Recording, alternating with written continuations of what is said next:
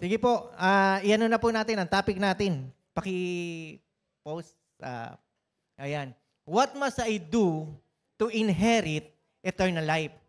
Mga kapatid, marami sa mga sa panahon ni Jesucristo na nagtanong kung paano sila makakapunta sa kaharian ng langit. Siguro po hindi naman po lingid sa atin na tayo rin ay nakaranas ng ganon na dumating sa buhay natin na parang may kulang. Maaaring nasa iyo na lahat, may kaya ka, may tsura ka, matalino ka, magaling ka, pero still, merong kulang sa puso natin na hindi pa napupunuan. Amen? Lalo na, nung ikaw ay dumating sa pagsubok mga problema, nakaranas ka talaga na helpless ka na, hopeless ka na, hindi mo na alam kung anong gagawin mo, pero dumating ang Panginoong Jesucristo sa buhay mo. Amen po ba? At nung matanggap po natin siya sa ating puso, nagkaroon ng pagbabago sa buhay natin. Pero syempre nga, marami tayong mararanasan ng mga pagsubok kasi nga, yung buhay Kristiyano, hindi sinabi na mawawalan tayo ng problema. Ang sinabi ng Panginoon, sa panahon na ikaw ay may mga problema, sasamahan kita. Hindi kita pababayaan, hindi kita iiwan. Amen po ba? So marami tayong mga nabasa sa Bible, isa sa mga lumapit sa ating Panginoong Jesucristo, yung rich young ruler o rich young man na napakayaman niya. Pero tinanong niya, Panginoon, paano po ba makapunta sa kaharian? So sinabi sa kanya ng Panginoon, di ba? Ito yung mga dapat mong gawin. Lahat po yan nagawa ko na, Panginoon. Ano pa po bang kulang? Ibenta mo lahat ng iyong ari-arian at sumunod ka sa akin. So may kulang pa rin talaga. At hindi niya na nagawa yun, nalungkot siya, at paatras na lumalayo siya na, paano to? Kung bebenta ko lahat ng aking mga ari-arian, paano na ako? Maraming mga bagay sa buhay natin na gusto natin makarating sa kaharian ng Diyos. And yet, merong sinasabi ang Panginoon sa atin, release. Ako, alam niyo, nung pinag-aaralan ko yon, yung batang ruler na yon, na mayaman. Sabi ko, siya lang ang sinabihan ng Panginoon ng ganun. Si Zacchaeus, siya mismo ang nagsabi na ibebenta ko po ang kalahati at ibibigay ko sa mga mahihirap. At kung may mga kulang pa na magbibigay pa rin ako. Amen? Pero ito, lahat totally, ibenta mo at sumunod ka sa akin. So, ang Panginoong Jesucristo ay nangungusap sa atin individual. Alam niya kung anong kahinaan mo. Alam niya kung ano yung pinagdaraanan mo. Alam niya kung ano yung ayaw mong bitawan. At doon siya nagdidil. Amen! Kaya kung meron kang ayaw bitawan sa presensya ng Panginoon, kasi lahat tayo po ay merong galaw ang Diyos.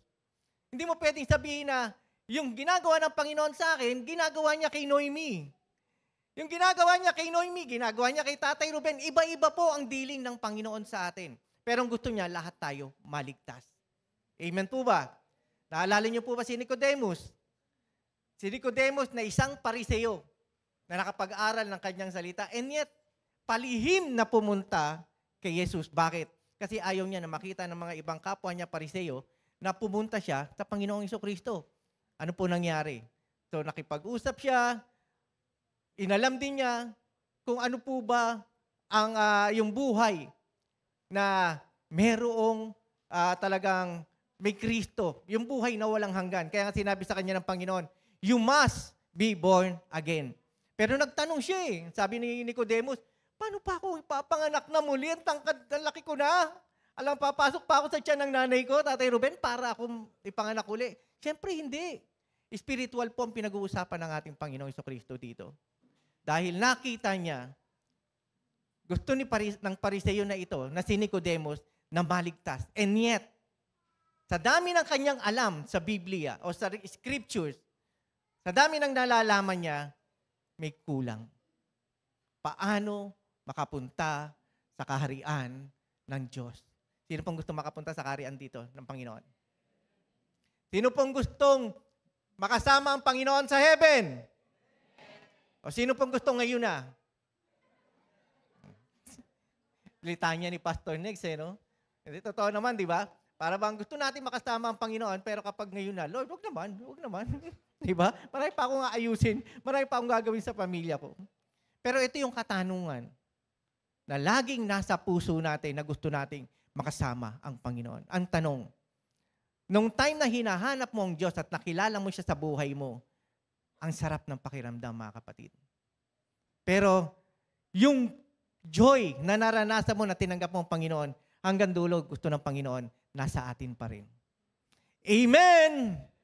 Kasi pag makakasama natin ang Panginoon, yung joy, nandyan pa rin. Na ayaw niya na nag-umpisa ka lang, pero hindi mo na pagtagumpayan na natapos hanggang bandang huli. So sa kabila ng lahat, laging sinasabi ng Panginoon sa kanyang salita, kahit na may problema ka, mararanasan mo yung kaligayahan. Amen? Count it all joy. Kahit na may mga pagsubok ang pinagdaraanan. Bakit gano'n na encouragement sa atin ng Panginoong Diyos? Sapagkat sa in-between ng tinanggap mo ang Panginoon hanggang sa bandang huli, nakukunin ka ng Panginoon na pagtagumpayan mo yung mga pagsubok na yung nararanasan. Individual po ang salvation. Even sa mga mag-asawa. Kahit kayo sa mag-asawa, pwedeng masanctify mo ang mananampalatayang babae o lalaki, tapos yung asawa niya hindi mananampalataya, sa pamamagitan mo, nasa-sanctify siya. Sa pamamagitan mo, pwede ring maligtas ang iyong asawa. Kaya lang, depende sa asawa mo kung tatanggapin niya ang ating Panginoong Diyos. Amen? Hindi mo pwedeng kapag namatay ang isa, hila-hila mo ang asawa mo na hindi mananampalataya. Halika na, tumama ka na. Wala na. Ang pagsisisi, laging nasa huli. Walang nagsisisi na, Lord, patawarin niyo po ako kasi mamaya may gagawin akong kasalanan. Patawarin niyo po ako. Hindi. Sa tuwing nagkakasala tayo, ang pagsisisi, laging nasa bandang huli. Mas nakakatakot na magsisi tayo, na nasa impyerno tayo, Lord, pwede bang doon muna ako sa purgatorio? Wala pong purgatorio. Hindi po nakalagay sa Bible na merong purgatorio. Ang isang tao, kapag namatay, diretso sa heaven or diretso sa hell. Depende sa kung ano ang ginawa niya dito sa ibabaw ng lupa. Amen po! Kaya nga, habang tayo'y buhay, pinapadama sa atin ng Panginoon na merong pag-asa. Merong kaligtasan. Kaya nga kung tayo'y nagtatanong, Lord, what must I do to inherit eternal life? Ano po ang gagawin ko para marating ko talaga ang buhay na walang hanggan? Nasa pastoraan, wala na rito? Hindi na siya rito nakaupo. Ay, nasa children siya. Okay. Talagang, pagsama po natin sa prayer na yung mga lingkod na makakatulong natin, makakatuwang natin sa gawain, hipuin ng Panginoon. Amen po. Na merong, kasi siyempre may mga kulang na sa children, sa mga iba pang mga ministries, ina-encourage po namin kayo na maging part ng ating gawain para sa Panginoon. Praise God. Sige po, buksan, dito na po tayo, dako na po tayo sa Luke chapter 10, verse 25. Kasi naalala ko, nabanggit ko si Pastoraan, last Friday, ay nabanggit niya yung tungkol sa run with endurance. Di ba? Yung running the race. Tumatakbo tayo sa isang paligsahan. Pero nga, Thursday ba yun? Ang Friday nga pala si Pastora Cathy, no? Thursday, Bible study. Tumatakbo tayo sa isang paligsahan. Pero hindi po ito unahan. Kaya nga kapag merong unahan na nangyayari, tuli ka, bahala ka sa buhay mo, mauna ako sa iyo. Di ba? Hindi po. Ang pinaka-importante, ang pinakamahalaga sa lahat, tinapos mo yung race, yung tinatakbo mo, nakarating ka sa finish line. Kahit gaano pa yung katagal. Kaya nga tayo, sabi mo sa katabi mo, tagal mo magbago Sabi mo. Ayan, di ba? May mga ganyan tao, yung inip na inip, Pastor, patagal ko na pinagpipray asawa ko hanggang hindi pa nagbabago. Hindi dapat ganun. Kasi nga, may dinidil ang Panginoon sa atin. May mga tao na ang bilis magbago. Totally, sinurrender niya yung paninigarilyo, yung pag-iinom ng alak, yung pagsusugal, yung pambababae, lahat ng mga bisyo. May mga ganun tao, totally talagang sinurrender at sumuko at lumapit sa Panginoon. Pero merong hindi. Umaatin sa church. Tapos pag nakita si pastor, nakaganyan. Pero nga kaming naranasan ni pastor, next na ganun eh. Pag lumalapit, ay pastor, kumusta na? Yung pala, nakatago yung sigarilyo sa kanyang kamay. Siyempre nahihiya siya, nakakapagkaharap kami, naninigarilyo siya. Alam mo ako, basta ako, ang ano ko lang, bahala ang Panginoon doon. Sa panalangin natin yung tao. Na siya mismo hipuin ng Panginoon, ma-realize niya na dapat nang iwasan o talikuran yung mga bagay na hindi kalugod-lugod sa Panginoon. Kapatid, ano bang ano sa paninigarilyo? Wala naman nakalagay sa Bible ng paninigarilyo eh. Pero nakakasama yan sa katawan mo. Nasisirain niya ng buong katawan mo. Magkakasakit ka sa bandang huli. Pero hindi nakalagay sa Bible na huwag kang magsigarilyo. Walang nakalagay na sigarilyo sa Bible. Pero yung mga bagay na hindi makakabuti sa iyo at alam mong hindi dapat mangyari, tanggalin na po natin sa buhay natin. Sabi nga ni Pastor TJ last Sunday, everything pwede natin gawin, pero hindi lahat makakabuti sa atin. Sabi ni Pablo po yan. Kaya nga po, merong mga bagay na pwede mong gawin, pero wag mo namang abusuhin, kapatid. Minsan sobra-sobra eh. Okay lang na kumain ka eh. Sa'yo, lamon eh. Di ba? Iba yung kain sa lamon. Maraming mga bagay sa buhay natin na wag mong gawing sobra sa'yo at ito'y nakakasama. Sabi nga po rito, sa Luke chapter 10, verse 25, isang dalubhasa sa kautosang Hudyo ang lumapit kay Jesus upang siya ay subukin. Guro, ano ang dapat kong gawin upang magkaroon ng buhay na walang hanggan? Tanong niya. Isang dalubhasa. Isang guro. Pero siya'y nagtatanong din. Bakit? Merong mga nakalagay sa Bible, sa ibang chapters na tinitingnan nila ang kapasidad ng ating Panginoon Jesucristo. Inaano nila yung, sige nga, masasagot nga kaya niya yung tanong ko. Pero ito nagtatanong, paano po ba magkaroon ng buhay na walang hanggan? Ano po sabi ng Panginoon? At lumalapit pa lang po tayo mga kapatid, alam na ng Panginoon ang laman ng puso natin. Amen! Hindi ka pa nga nananalangin, alam na ng Panginoon kung ano ipapanalangin mo. Hindi mo pa pinapanalangin, ibinibigay na ng Lord sa iyo sapagkat alam niya kailangan mo to. Amen. At ito ay para sa iyo. Pero kung yang pinapanalangin mo ay sa iyo lang, hilig mo lang, gusto mo lang, ako naniniwala ako, babaguhin ng Panginoon yan kung tayo ay totoong nakikipag-usap sa Panginoon. Binanggit din po yan ni Pastor TJ. I really thank God. Kasi si Pastor TJ ay ginagamit ng Panginoon. Nakakaanuhan na nga namin sa na nakakatulong ko talaga na nag-aano kami sa salita ng Panginoon. Mga kapatid, marami siyang tinatanong sa akin, pero marami din akong natututunan sa Kanya. Hanggang ngayon, may ginagawa ang Panginoon sa buhay natin. Hindi ko pwedeng sabihin na, TJ, huwag mo akong turuan. Tagal ko ng Kristiyano, tagal ko ng pastor. Tapos ikaw bago pa lang. No. Ang dami kong natututunan sa Kanya. Ang sabi nga, di ba, sinasabi rito sa salita ng Panginoon na ito ay para sa ikabubuti ng bawat isa. So ang sabi rito sa verse 26, sumagot si Jesus, ano ba ang nakasulat sa kautusan? Ano ba ang nababasa mo ron? Sino pang nagbabasa ng salita ng Panginoon dito? Pakitaas ng kamay.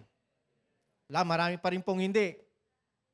So, ine-encourage pa rin po namin kayo talaga. Sabi nga, pasensya na po kasi binanggit niya nung Sunday na ang panalangin, ang pakikipag-usap sa Panginoon ay two-way communication. Nananalangin ka, ang Panginoon nangungusap sa iyo sa pamamagitan ng kanyang salita. So kaya nga, kung di po tayo magbabasa ng salita ng Panginoon, ano po ang sasabihin ng Lord sa atin? So habang tayo ay lumalapit sa Panginoon, yung desire mo, hindi mo na magiging desire. Delight yourself in the Lord and He will give you the desires of your heart. Hindi na po yan yung sa atin. Mababago na po yan.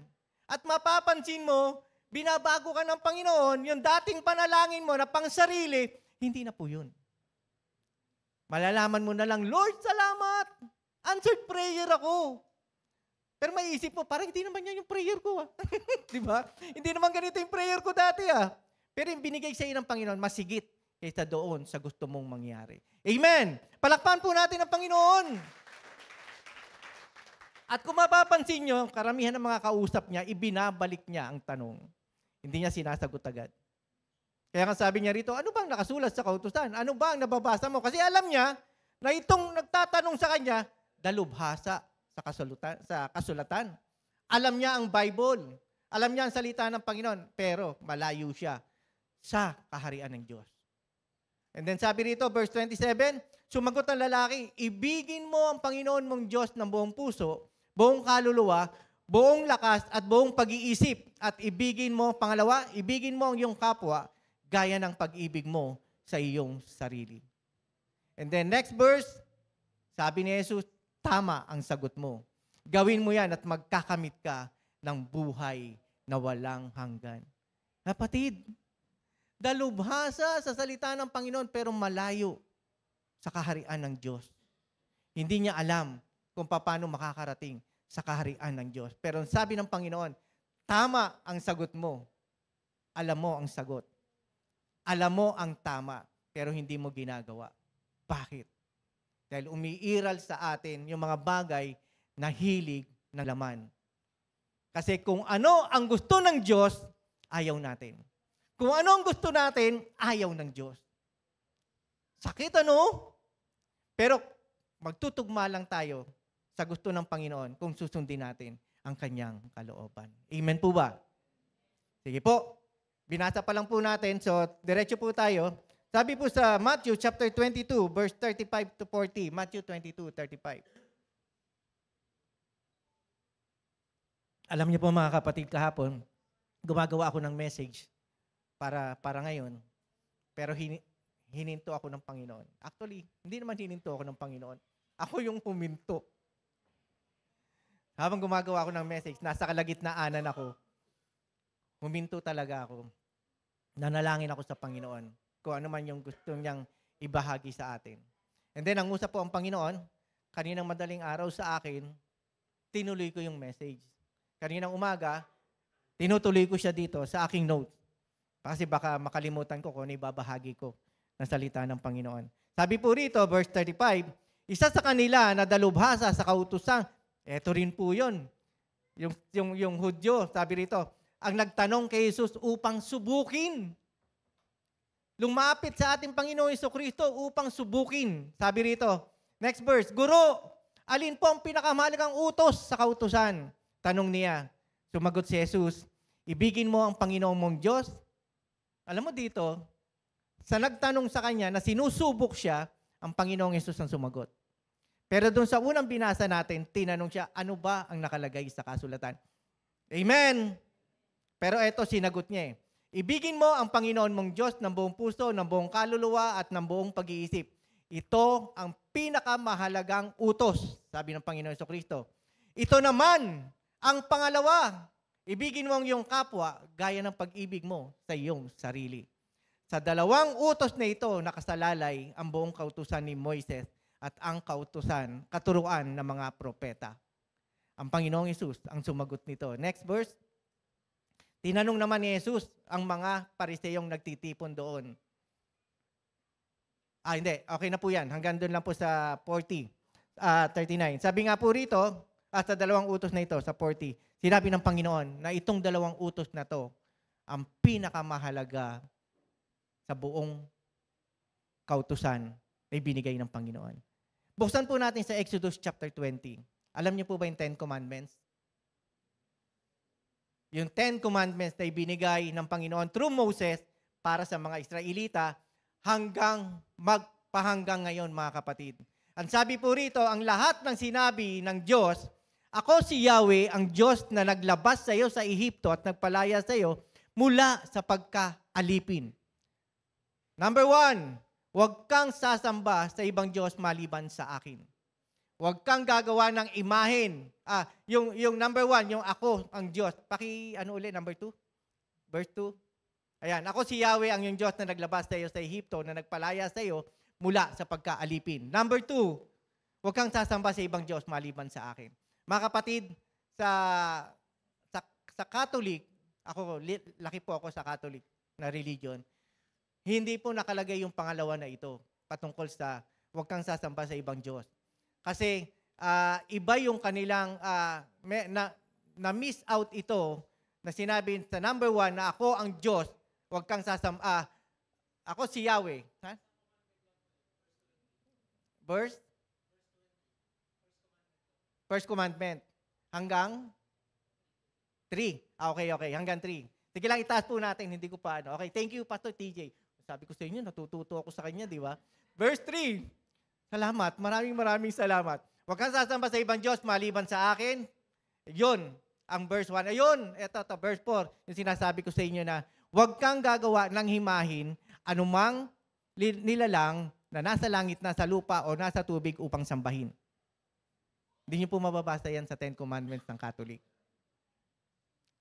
Thou love your God with all your heart, and then, pagdating dun sa pangalawa, is, iano lang po natin. Next, ito yung number 2, nakalagay sa 10 Commandments. Huwag mo silang yuyukuran ni sasambahin sapagkat akong si Yahweh, the Diyos, na yung Diyos, ay mapanibughuin Diyos. Ang kasalanan ng mga magulang ay sinisingil ko sa kanilang mga anak hanggang sa 3, 4 na salinlahi.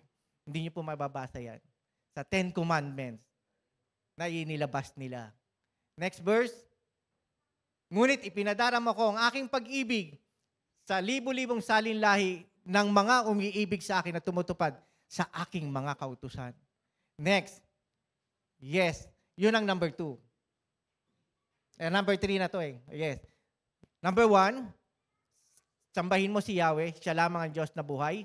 Number 2, yung pagsamba sa mga imahe na ginawa ng mga tao. Number 3, wag mong gagamitin, yung verse 7 po. Wag mong gagamitin sa walang kabuluhan ang pangalan ni Yahweh na iyong Diyos. Tiyak na paparusahan ka sa sino mang gumamit ito na walang kabuluhan. Mga kapatid, ang pangalan ng Diyos, igalang mo. Minsan, ginagawa lang ng mga, lalo na ngayon, di ba? OMG! Na, oh my God! Na parang, ay, Diyos ko dai! Lahat na, di ba? Diyos ko dai, mango juice, orange juice. Lahat na. Tapos kapag ikaw ay nakakita na nakakatakot, di ba? Gaano mo nire-respeto ang pangalan ng Panginoon? Na wag mo siyang gagamitin sa walang kabuluhan na bagay. Very powerful po ang pangalan ng ating Panginoon. Amen po ba? Minsan nagiging lang natin eh. In Jesus' name, in Jesus' name. Parang ginawa mo na lang, natakot ka, sinasabi mo ng ganyan. Gaano mo nire-respeto ang pangalan ng ating Panginoon na sa pangalan ni Jesus, nabubulabog ang kaaway. Check po natin ang sarili natin kung gaano natin ginagalang ang ating Panginoong Diyos. Amen po ba? Number 4. Sige po, ituloy natin yung sige lang, verse 8. Number 4 na sa 10 Commandments. Lagi mong tandaan at ilaan para sa akin ang araw ng pamamahinga. Sabbath day. Paulit-ulit po yan tinuturo sa atin ni Pastor Negs at lahat ng mga pastors natin dito. Na igalang mo ang Sabbath day, ipangilin mo siya, wag mong kaliligtaan. Di ba? Hebrews 10:25, pero wag na nating i-ano po yan. Wag mong kaliligtaan na dumalo sa gawain ng Panginoon. Sabi nga, kung may gusto, may paraan. Kung ayaw, maraming dahilan. Bakit hindi ka umaattend? Maybe, merong mga nangyari, di ba? Ano ba ang priority mo sa buhay? Unahin mo ang Panginoon. Unahin mo ang Panginoon. Alam natin, may mga pagsubok tayo bawat isa. Dumarating ka rito, lugmok ka, nanghihina ka, pero kaya ka nga nagpupunta rito. Gusto mong makapakinig, gusto mong magpuri sa Panginoon, gusto mong makita ang mga kapatiran. Di po ba napakasarap na tayo ay naririto, nagkikita-kita? Pag ba nagkakamayan tayo, ang kamay ba natin sa kapatid natin, parang wala kang mararamdaman? Yung tipong, hello sister, pero sa iba nakatingin. Hello brother, di ba? Di ba ang sarap ng pakiramdam na nagkakaisa tayo, sama-sama tayo. Psalms 133, actually kanina lang din po inano sa akin ng Panginoon. At anuhin na natin. Psalms 133 verse 1. Sabi rito, napakaligaya at kahanga-hanga sa ating pangmasid, ang nagkakaisa at laging sama-sama na magkakapatid. Amen? Sabi mo sa kapatid mo, nagagalak ako na makita ka. Yung genuine na pag-ibig sa kapatiran talaga. Na kahit anong nangyari sa mga problema natin, sa pamilya, sa mga kaibigan, nandito tayo para magkaisa at magtulungan. Amen po ba? Tuloy po natin doon sa verse na binabasa natin. Lagi po nating tandaan ang araw ng pamamahinga.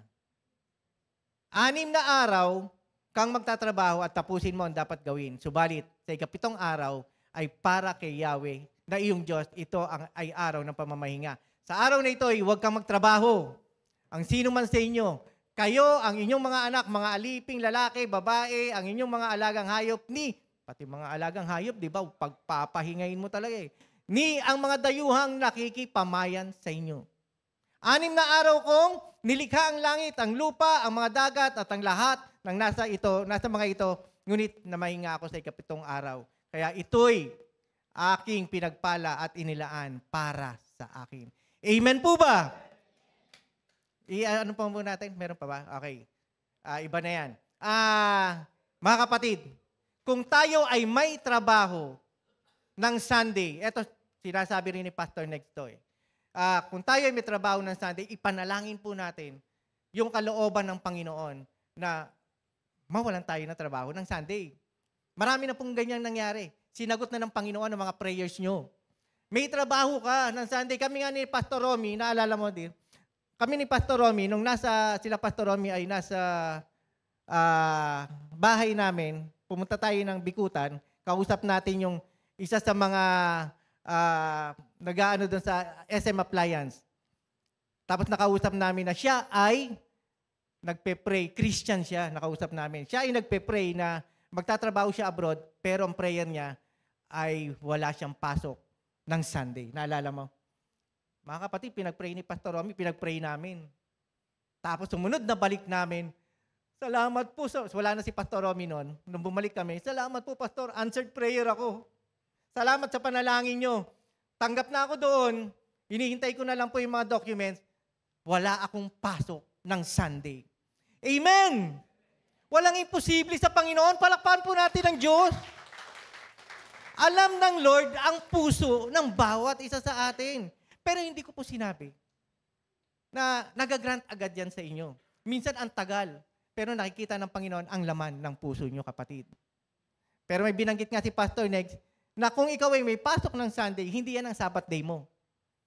Anong Sabbath day mo? Halimbawa, Monday ka yung day off.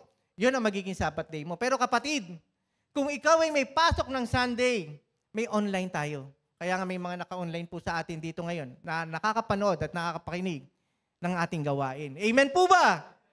Pero nandun yung heart mo na maka-join ka dito mismo sa loob ng church. Kapatid, napakasarap na nandirito ka, na nakikisamat po sa atin, na nagpupuri at sumasamba sa Panginoon. Sino po sa atin dito? Marami na po ako nakausap na nung dumating dito sa ating gawain sa sanctuary, nabe-bless sila. Pastor, mas gusto ko pong umattend kaysa sa mag-online. Pero hindi ko yung sinasabi na masama yung pag-online sa atin. Siyempre, yan ay para sa mga malalayo. Pero kung ikaw, halos katabi mo na yung church, hindi ka pa umaattend. Pastor, busy po ako eh. Bakit? Anong ginagawa mo? Dami ko pang ginagawang gawaing bahay eh. Sabi ko nga sa inyo, kung meron kang gusto, lahat gagawin mo. Dahil mahal mo ang Diyos. Amen po ba? Kung ikaw ay nagtatrabaho pag Sunday at ikaw ay nagtitinda, kapatid, salita po ito ng Panginoon. Sinabi po ito ni Pastor Negs. Magtiwala ka sa Panginoon. Sila Pastora Lale, nakikinig. Meron silang tindahan sa palengke. Hirap na hirap sila nung tinuro ni Pastor Negs yan sa Pasig. Pero nung sinunod nila ang kalooban ng Panginoon, yung malaking kita nila sa palengke every Sunday, hindi nawala, kundi nadagdagan pa yung blessings nila. Palakpan po natin ang Panginoon. Walang imposible sa Diyos. Kung uunahin mo ang Panginoon, kaya nga, huwag mong kakalimutan ang Sabbath day para sa Panginoon. Tayo just lang eh. Lalo na ngayon, sobrang busy ng mundo. Sobrang busy ng mundo. Kapag hindi ka nagtrabaho, paano na pamilya ko? Paano na yung kita ko? Paano na yung pangangailangan namin sa araw-araw? Yan ang mundo. Pero ang gusto ng Panginoon, unahin mo ako. Magtiwala ka sa akin. Yung sinasabi mong pangangailangan mo araw-araw, akong magsusupply niyan. Amen! Hindi ka mawawalan kahit kailan. Ang hapagkainan mo, hindi mauubusan ng pagkain. Ang mga gastusin mo, ang lahat ng mga bayarin mo sa katapusan, hindi mo tatakbuhan si Judith. Hindi mo tatakbuhan si Manny. Sino yung mga mag-asawa yan, dalawang yan eh? Si Manny Ningil, saka yung Judith ng katapusan kung kailan ang bayaran. Na kinatatakutan mo.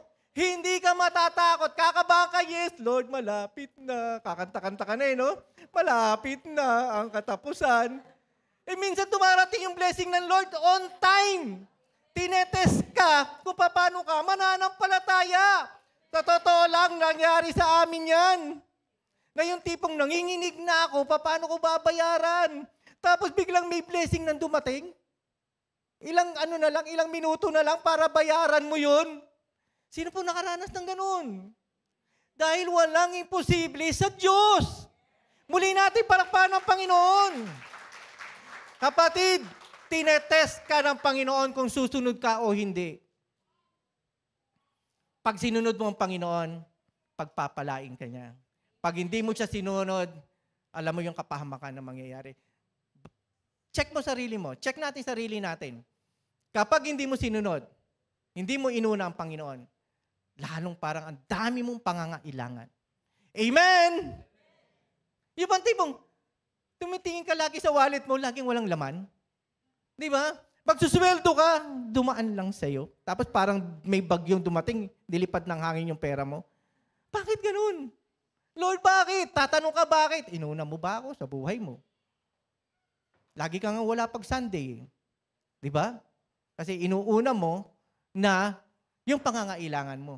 Wala pong masama doon. Kaya lang unahin mo ang Lord. Bahala si Lord sa'yo. Lord, pinangako mo to. Pag inuna kita, Lord, nanginginig ako, Sunday. Hindi ko isasara ko yung tindahan namin. Tapos, eto, dami na yung pangangailangan. Yung anak ko may sakit. Paano na pambayad sa ospital? Tapos isasara ko to. Anong ipoprovide ko? Pero ang galaw ng Panginoon kakaiba. Yung iniisip mo, hindi yan ang gusto ng Panginoon. Magtiwala ka sa akin, sabi ng Panginoon. Amen po ba?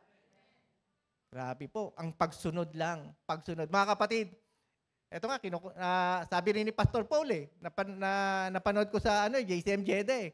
Di ba sinasabi ni Pastor Neg? Tinuturo ni Pastor Neg sa kanya, pero hindi ko pa sinasabing niya, kayong bahala kayo. Basta sinabi namin ng totoo, kayo, bahala kayo. Kung susundin nyo.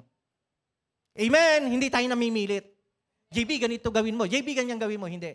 Itong sabi ng Panginoon. So, na kay JB na kung susundin niya o hindi. Amen po ba? Hindi tayo namimilit ng tao. It's up to you. Sabi ko nga, pag ako nagka-counsel ng mga tao, kapatid, sinabi ko lang sa iyo kung ano yung sinasabi ng Panginoon, kung ano yung nakalagay sa Bible, pero ikaw pa rin ang magdi-decide kung papakinggan mo ako o hindi. Pag nakatalikod na ako, it's up to you.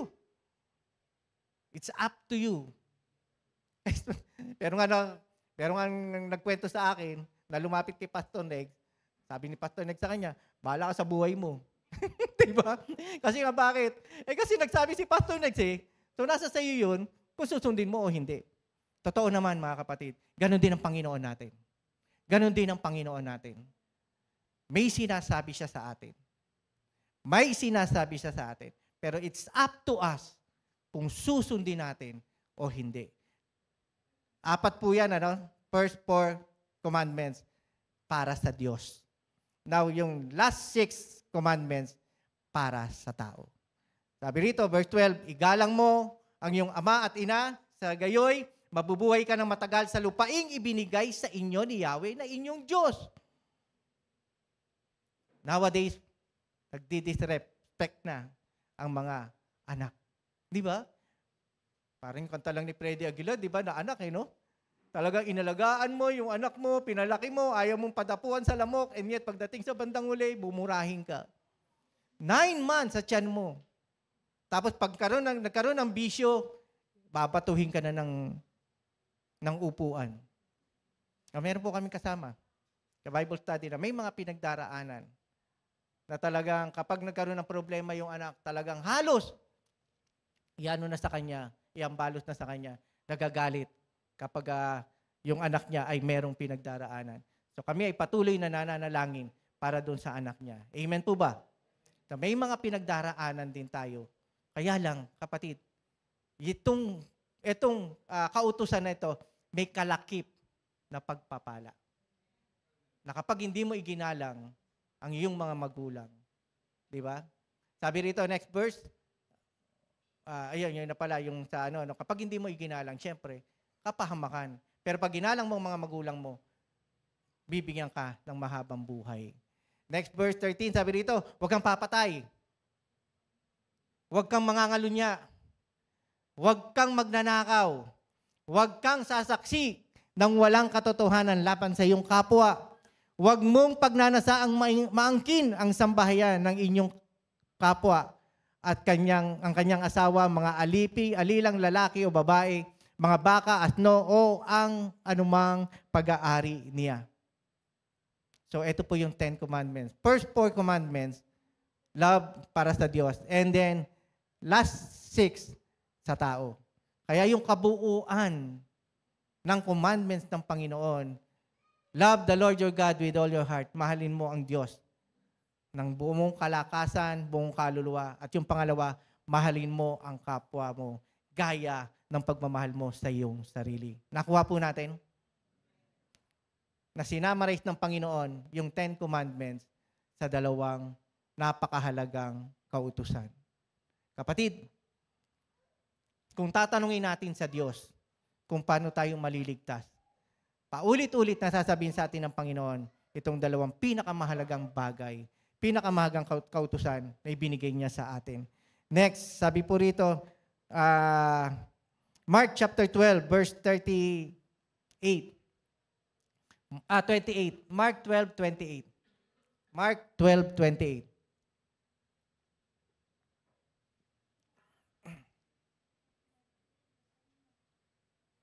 Nawala po dito. Nawala dito sa gitna. Yan. Ang kanilang pagtatalo ay narinig na isa sa mga tagapagturo ng kautusan na naroroon. Nakita niyang mahusay ang pagkasagot ni Jesus sa mga Sadiseo. Kaya siya naman ang lumapit upang magtanong, alin po ba ang pinakamahalagang utos? Sumagot si Jesus. Eto, sinagot din ng ating Panginoong Jesus. Pakinggan mo, Israel. Pero yung pagsagot niya, halimbawa nag-uusap kaming dalawa, biglang sinabi niya na, pakinggan mo. Amen?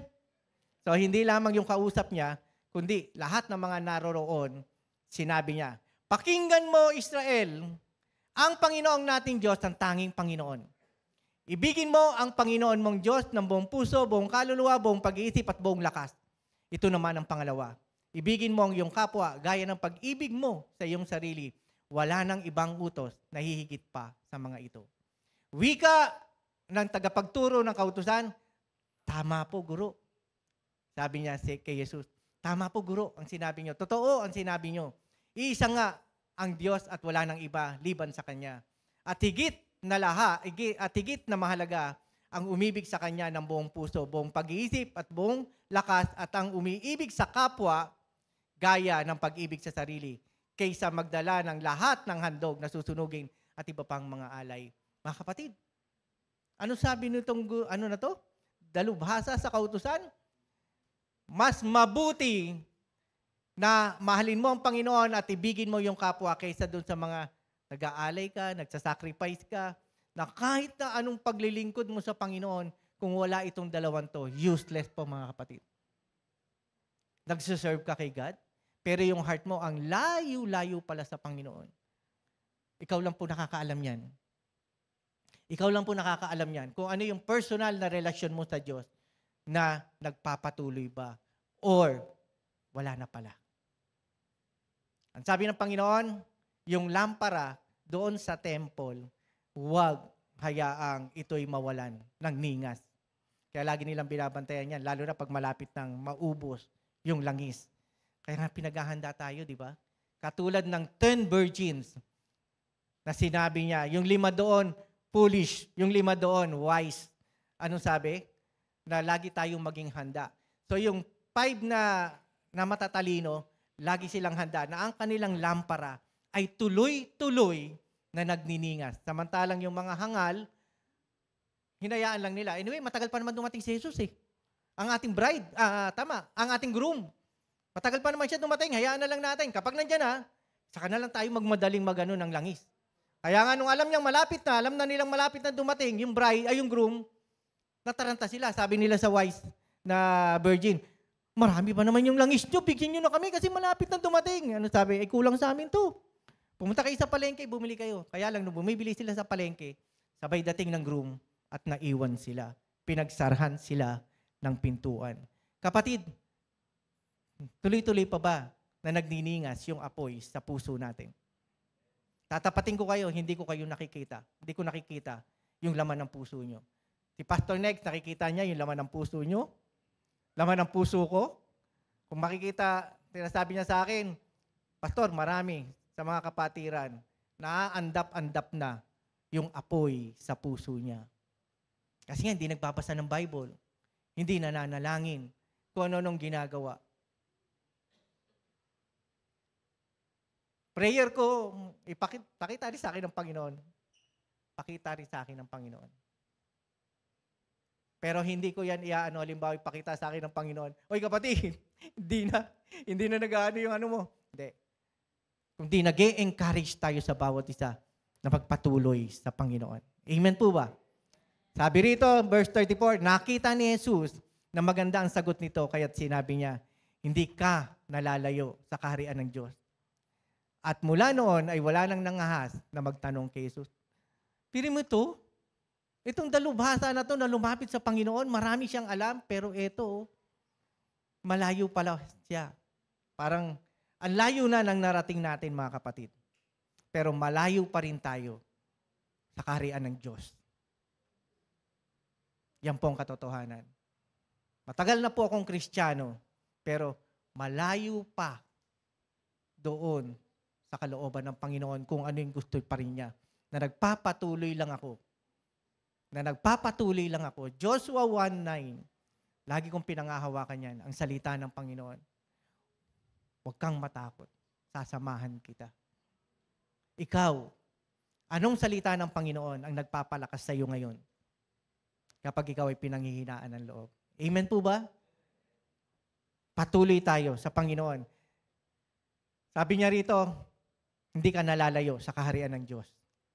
So, tayo na nagbabasa ng salita ng Panginoon, huwag tayong bumitaw. Doon sa pinangahawakan natin salita ng Panginoon, magkaisa tayo na nagpapatuloy, na naglilingkod sa Panginoon. Amen! Sabi rito sa Leviticus chapter 19, verse 15 to 18. Leviticus chapter 19, verse 15 to 18. Sabi po rito, huwag kayong hahatol ng hindi makatarungan. Kasi yung una, na inaano niya, mahalin natin ng Diyos. Higit sa lahat. Number 1 sa buhay natin. Kaya yung kinanta natin, oh, grabe, no? Talagang, minsan inline talaga eh, yung kinaawit natin sa message eh.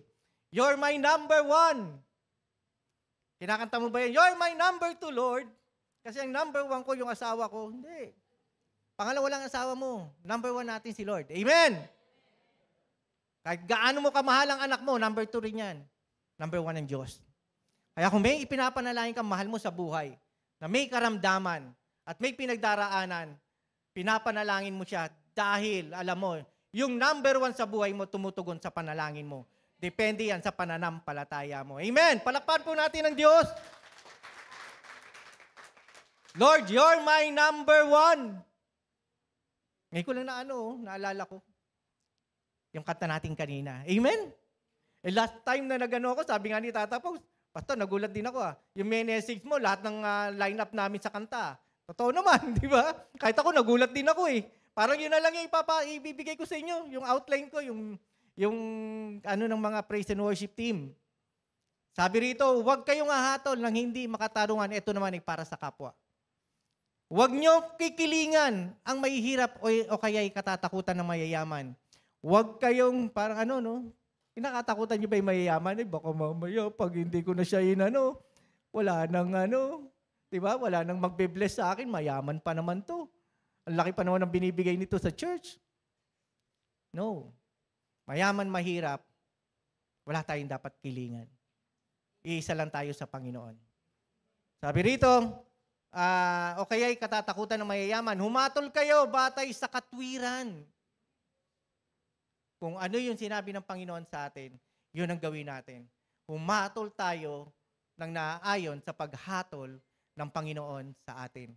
Verse 16, Huwag kayong magkakalat ng anumang nakakasira ng puri ng inyong kapwa, ni sasaksi laban sa inyong kapwa upang ipahamak lamang siya. Ako si Yahweh. Amen. Huwag po nating hayaan na makapenetrate ang kaaway sa buhay natin na magsiraan tayo, magkagulo tayo. Hayaan natin na ang Panginoon ang siyang maghari sa ating kalagitnaanan. Number 2 commandments. Mahalin mo ang kapwa mo gaya ng pagmamahal mo sa iyong sarili. Kaninang umaga ay ipinadama sa akin ng Panginoon ito na mga bagay na ayaw mong mangyari sa iyo. Huwag mo rin gawin sa iba. Amen. Inaapi ka o binubuli ka. Di ba? Ayaw mo yun? Binubuli ka ng ibang tao. Inaapi ka ng ibang tao. Huwag mo rin gawin sa iba. Hayaan mo na. Bahala na ang Lord. Bahala na ang Lord. Sa eskwelahan, may mga estudyante nagbubuli. Mga magulang. Darating ang anak mo, binubuli. Ano pakiramdam mo? Meron nga doon sa eskwelahan nila TJ, talagang lumusob yung nanay. Lumusob yung nanay doon sa eskwelahan. At pinatulan yung bata, ilang taon? Di ba? Yung kaklase ba ni Hazel, kaklase ni TJ? Hazel? O, hindi, isang school lang naman sila eh. O di yung pagdating doon, sabi nung nanay, Hoy, anong ginagawa mo sa anak ko? Ba't binubuli mo yan? Talagang maano ka dahil pinatulan niya yung bata. Na instead yung mga magulang, ang kakausapin niya para mag-ayos, di ba? Eh ditong bata pala, may problema. Kasi nga, may problema yung pamilya, hiwalay yung kanyang mga magulang. So, affected yung bata. Kaya pag nakikita niya, ikaw pala yung Hazel, kaklase mo. Kaya pala yung bata ganon, kasi nga, pag merong nakikita na gusto niya, inaagaw niya yun. Kasi kulang siya sa atensyon. So mga kapatid, ito inuulit ko na naman, iba-iba ang karakter natin. Iba-iba yung mga pinagdaanan natin. Baka mamaya, kung paano siya pinalaki ng magulang niya, kung ano yung nakagisnan niya, kung ano yung mga nangyari sa buhay niya, may effect yan kaya siya ganito. Hindi tayo pare-pareho. Hindi mo pwedeng sabihin na, bakit ito okay naman? Tinanggap naman niya yung salita ng Panginoon. Ito naman, hindi. Ang tigas ng ulo, layo-layo talaga ng pagsabihan mo, ayaw makinig. Yung pala may pinagdaraanan. So, meron akong mga office mate na nakikinig ngayon. Praise God, na nakikinig sila ngayon. Naaalala ko, alam nila yon. Sa amin sa opisina, May pinagdaraanan yung isang office mate namin. Nabiro. Umagang-umaga pagdating, nabiro. Doon sa problema. Alam mo nangyari? Huwag mo kong biru-biruin ha. Mainit ang ulo ko. Yun talaga mainit ang ulo kasi may problema sa pamilya. Bago umalis ng bahay, may problema. Biniro. Simple lang yung biro. Nag-aaway. Halos batuhin yung printer doon sa isa. Bili mo yung printer? Gusto mo ibato ko sa'yo to? Alam mo yun? Bakit parang ganito? Anong pinagdaraanan ito? Minsan, sa kalsada, bakit nagkakaroon ng away, road rage? Kaya di ba sabi ko nga sa inyo, nung nabunggo yung likod namin, kinakabahan ako, pray agad ako eh. Baka mamay nakabunggo sa akin, may dalang baril eh, tutukan ako eh. Sila rin pala nananalangin na yun nabangga nila, walang baril, di ba? So nung nagkausap kami, okay naman. Paano? Kasi nga may pinagdaraanan pala yun, kaya may dalang baril. Bakit? Anong problema mo? Nakapatay pa siya. Dahil sa init ng ulo, sa dami ng problema. Kapatid, iba-iba karakter natin. Maaring kaya siya ganun, may pinagdaraanan siya. Amen? May mga taong mababait. May mga taong masusungit. May mga taong ganito ang karakter. Pero kailangan lawakan natin ang pangunawa natin. May kakilala pa nga ako eh. Mag-asawa sila, ang bait nung lalaki. Sobrang bait. Pero yung babae, talagang may matapang, mataray. Ang gusto niya sa asawa niya, ilabas mo yung galit mo, yung ugali mo. Hindi ganun yung asawa niya eh. Amen! Siya gusto niya, kung galit ka sa akin, ilabas mo. Lagi niya inaaway yung asawa niya. Magalit ka. Ayaw nga magalit eh. Kasi nga mabait eh. Alam mo, nagalit one time, napahamak pa. Nung nagalit yung lalaki, sinuntok nung bayaw, actually hindi niya bayaw sa kapatid, pinsan. Yung pinsan, pinsan niya pala. Yeah. Pinsan niya, sinuntok yung asawa. Di black eye. Nagalit nga, nagka-black eye naman. Alam mo yun? Huwag mong ilabas yung karakter ng tao na hayaan mo ang Diyos na magbago sa Kanya.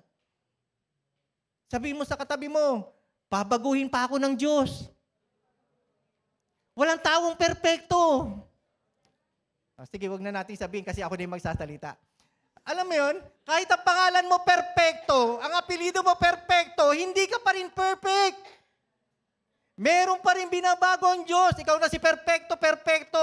Napakasawa mo si perfecta. Wala pa rin perfect sa inyo. Lahat tayo binabago ng Panginoon. Kailangan lang natin ng malawak na pangunawa sapagkat yan ang sinasabi ng Panginoon. Gusto mo ba na binubuli ka? Gusto mo ba na inaapi ka? Huwag mong gawin sa kapwa mo yan, kapatid. Number 2, ibinabagsak mo yung sarili mo. Low self-esteem. Low self-confidence. Hindi ko kaya yan. Sila na lang, hindi ko kaya yan. Wala, ganito nga ako eh. Sa totoo lang, TJ, babanggitin na naman kita. Sa totoo lang, ito nag-ano sa akin, Daddy, ganito karakter ko, lagi lang ako sa hindi ako makwento, hindi ako masalita. Basta, gawin mo lang yung part mo, bahala na ang Lord. Hindi nahihiya nga ako maksalita eh. Magtiwala ka sa Panginoon. Mahirap talaga, di ba? Alam mo, TJ, ano ka ba?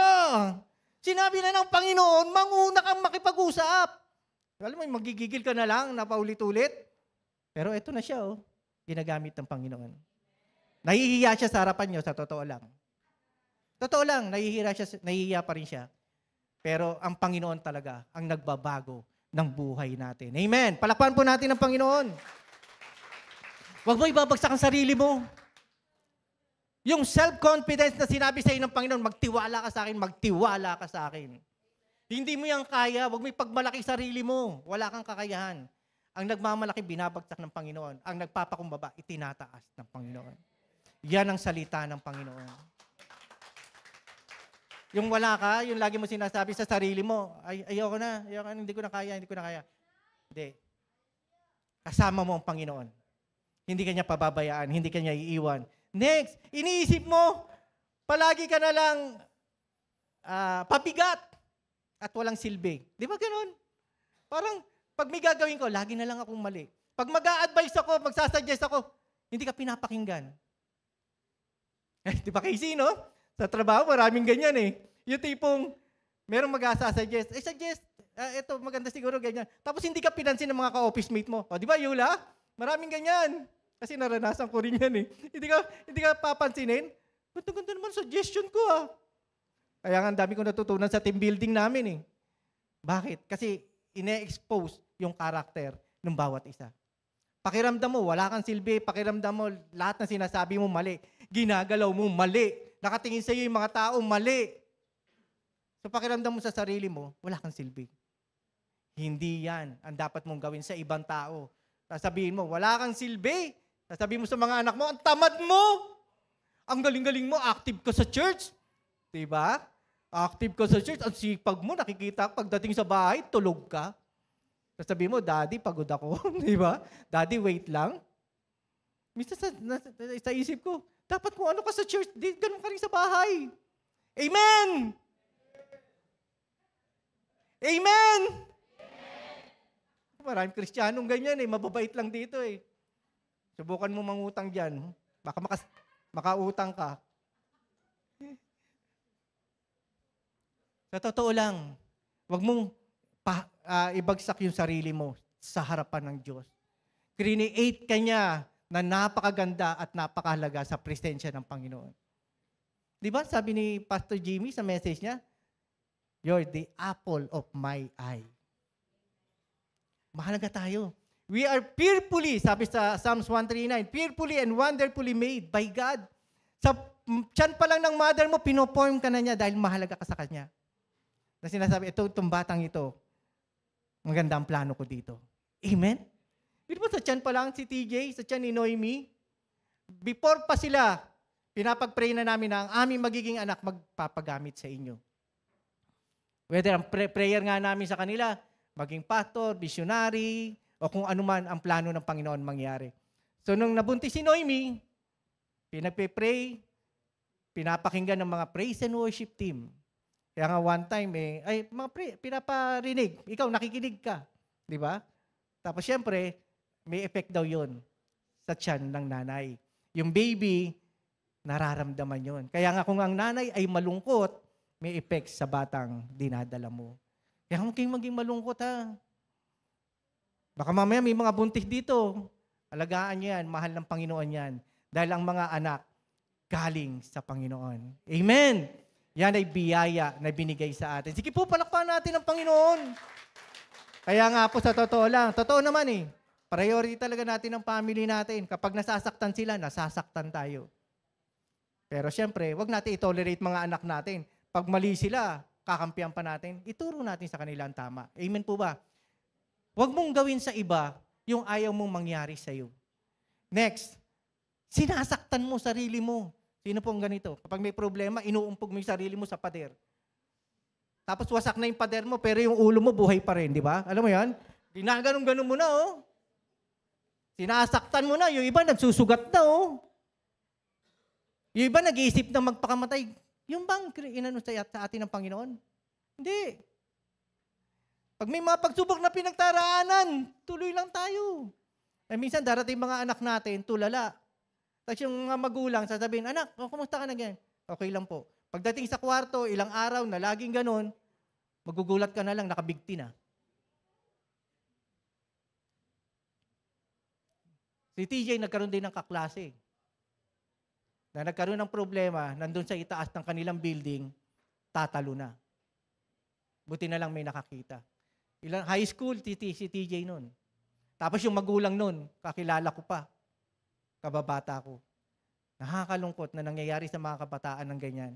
Na sa tindi ng mga problema pinagdaraanan, hindi alam ng mga magulang, magugulat na lang sila, magpapakamatay na yung bata. Kaya nakakatakot mga kapatid, kung ang anak mo, inuumpog ang sarili sa pader. Sinasaktan ng sarili dahil may mga problema. Baka kailangan na talaga ng advice o counseling o i-ano natin. Alam mo ang psychiatrist, pag sinabi mong pinapsychiatrist ko yung anak ko, dati nun, iba dating yan. Parang ang anak niya may ganun kasi nagpa-psychiatrist. No, sa dami ng mga nangyayari sa buhay natin dito sa mundo, nahihirapan na yung mga kabataan na lagpasan yung mga problema nila. Hindi sila makasabi sa kanilang mga magulang. Kailangan na nila ng mag-a-advise. Kapatid, sinasabi ko po sa inyo yan, baka may nakakaranas sa atin ng ganon, na hindi mo alam, akala mo okay pa yung anak mo, yung pala, matindi na pinagdaraanan, huli na ang lahat. Naalala niyo sila, Nonong Bong Camino yata, yung mag-asawa na artista? Pagdating nila ng bahay, yung anak nila nagpakamatay. Hindi ko po alam yan. Sabi nung mag-asawa, wala po akong alam sa problema ng aming anak. Kay Miriam Defensor, di ba nagpakamatay din yung anak? At marami pang mga iba, hindi yan na in-news, marami pang mga iba na nagpapakamatay. Sa subdivision nga lang namin noon paglabas ng subdivision ng San Valley, meron isang malaking puno. One time, paglabas ko, papasok na opisina, may nakahang na lalaki. Nagpakamatay siya. Grabe, kitang-kita ko talaga, Pagbaba ko ng tricycle, wala na yun. May nakasabit, akala mo, di ba? Palamuti, tao. Na nagbigti, nagpakamatay. Pag nagpakamatay po tayo, mga kapatid, diretso tayo sa impyerno. Sapagkat kinitil mo ang buhay mo na mahalaga sa Panginoon. Ang Diyos lang ang pwedeng kumuha ng buhay natin. Amen. Kaya kung ano ang pinagdaraanan mo, huwag mong hayaan, gawin mo yan sa kapwa mo. Hindi.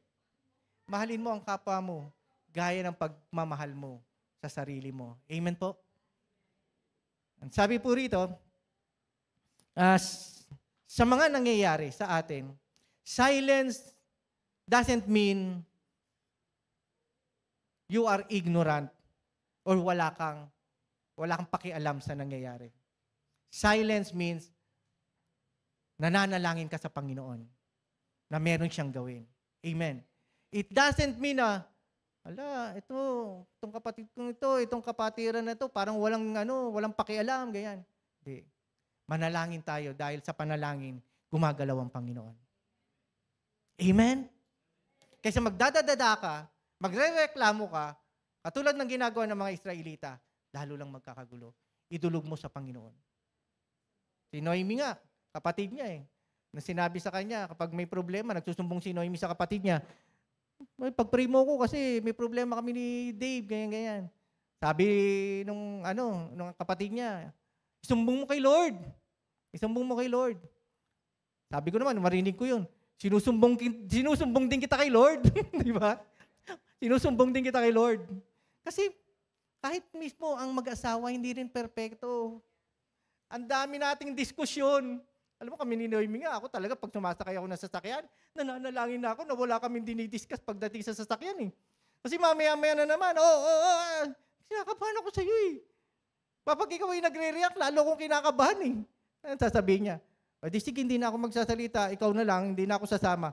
Ganyan ka naman Sabi, alam mo, ayaw ko nang pagdidiscuss ng ganun Ganyan ka naman, lagi na lang yan, inaalam mo, kapag nagre-react ka. Siyempre sa totoo lang gusto ko siya katabi. Pag ako nagbabiyahe. Yee! Hindi nga, sinabihan niya ako sabi niya sa akin, ano gusto mo? Sino gusto mo? Mga anak mo katabi mo o ako katabi mo? Ikaw, kahit na nagkakaganito na kahit na halos kulang na lang, kunin mo yung manibela sa akin. Ikaw pa rin ang gusto kong katabi. Kasi hindi natutulog yan. Lagi nagbabantay at nananalangin. Yun lang, medyo nagre-react talaga. Oo, malapit na. Sinay lang, huwag kang magano. Hindi man tayo, alam mo yun. Kaya yung driver parang natataranta Di ba? Pero siyempre, alam mo yan, kapag kasama mo yan, kampante ako. Ano man ang mangyari. Parang meron ako humingi ako ng prayer Bago pa lang ako, mga kapatid, na nagda-drive. Pag-pray mo naman ako, na makarating kami kagad sa bahay ng ligtas. Ayaw po, pagpipray ko kayo, dalawa lang naman ang pupuntahan nyo Ano yun? Kung hindi sa bahay nyo, sa langit, grabe ka naman! Parang mababanggaan na kami at pupunta na kami diretso ng langit. Doon lang tayo muna sa makarating kami ng bahay ng ligtas. Di ba? Nakakatawa pero alam mo yun, kailangan patuloy na tayo sa Panginoon, magtiwala. Doon tayo sa galaw ng Panginoon. But if you have opportunity, mga kapatid, kung meron ka mga problema sa mga kapatiran, kausapin nyo. Kasi ito yung nakalagay sa Bible Huwag niyong hayaan na matapos ang buong araw na hindi kayo nag-aayos. Kami, aminado naman kami. Minsan, natutulugan na namin ni Noemi na hindi kami nagkibuan, kinabukasan na lang.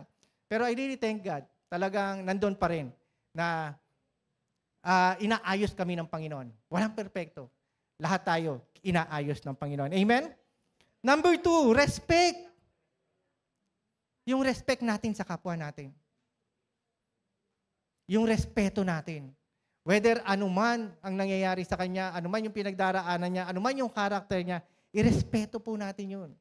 Kung meron kang problema sa kanya, panalangin mo sa Panginoon. Ipanalangin natin sa Diyos. Sabi nga rito sa John chapter 8, isang verse na lang po pala. John chapter 8 verse 7, pakibukas po. Alam niyo po itong kwento na to. Itong verse lang po ang babasahin natin. Pero dito po tayo magtatapos. Ito po ay kwento ng isang mangangalunya na babae. Napapatuhin na siya para mamatay. Kasi yun po yung nasa batas. Kapag ikaw ay mangangalunya, stone to death ang ihahatol sa iyo. Eh siyempre gusto nilang itest ang Panginoon. Pagdating doon, dinala yung mangangalunya na babae. Nahuli namin na nangangalunya at merong ginagawang hindi maganda. So ano ang masasabi mo? Ano sabi ng Panginoon sa kanya? Verse 7. Patuloy sila sa pagtatanong, kaya tumayo si Jesus at nagsalita. Ang sino man sa inyo na walang kasalanan ang siyang maunang bumato sa kanya. Huwag mong gawin sa kapwa mo yung ayaw mong gawin sa iyo. Ang Diyos ang hahatol sa atin. Ang Diyos ang kikilos at gagalaw sa buhay ng bawat isa. Amen po? Pwede pong magsita yung lahat.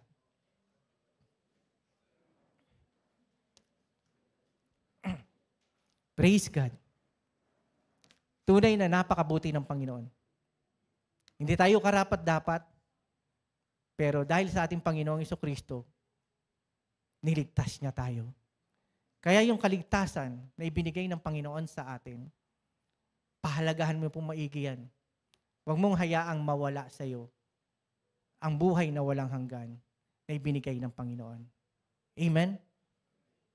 Tapusin natin yung race, tapusin natin yung ginagawa ng Panginoon dito sa atin sa ibabaw ng lupa ng may katagumpayan. Ayaw niya na tayo ay mapahamak. Kaya lang ang tao ang pumili ng kahahantungan niya.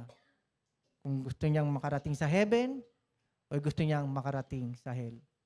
Kaya mga kapatid, siyasatin po natin ang ating mga sarili kung tayo ba ay karapat dapat sa Panginoon at merong mga bagay na inaayos sa buhay natin, idulog natin sa Panginoon na siya ang mag-aayos at maglilinis sa bawat isa sa atin. Kung meron man sa inyo sa oras na ito na may mga pinagdaraanan or parang pakiramdam mo ang layo-layo mo na sa Panginoon na sinasabi ng Lord sa iyo, bumalik ka anak, bumalik ka. Nawawala ka na sa relasyon mo sa akin. At kung meron man sa atin na wala pang relasyon dito sa Panginoon, mananalangin po tayo ng panalangin pagtanggap sa ating Panginoon Jesucristo. Amen po? Itaas po natin ang ating mga kamay. Tanda ng pagsuko natin sa ating Panginoon Diyos. Manalangin po tayo, sumunod po kayo sa aking panalangin. Panginoon Diyos na buhay, marami pong salamat sa ginagawa niyo sa akin. Naranasan ko na ang magkaroon ng personal na relasyon sa inyo. Subalit, sa kabila ng mga nangyayari sa akin, ay parang nagkakaroon po ako ng doubt kung ako po ba ay naninindigan sa aking pananampalataya. Patawarin niyo po ako, Panginoon, sa lahat ng aking mga nagawang kasalanan. Kung meron pa po kayong nakikita sa puso ko na marumi at hindi kalugod-lugod sa inyo, patawarin niyo po ako. Linisin niyo po ako, Panginoon. Binubuksan ko ang pintuan ng aking puso. Muli po kayong pumasok sa aking buhay. Tinatanggap ko po kayo bilang aking Panginoon at tagapagligtas. Salamat po sa kapatawaran sa aking mga kasalanan, sa kagalingan sa aking mga karamdaman, at sa buhay na walang hanggan na ibinigay niyo. Ito po ang aking dalangin sa pangalan ni Jesus. Amen. Ako na lang po mananalangin. O Diyos, salamat po sa inyong mensahe sa umagang ito. Father, I pray right now na talagang kayo maging number one ang aming buhay. Kahit pa ano pa yung mga priorities, importante sa aming buhay, kayo pa rin ang number one. Dahil kung hindi kayo, Panginoon, na mangunguna sa amin, magiging useless lahat kung ano meron kami.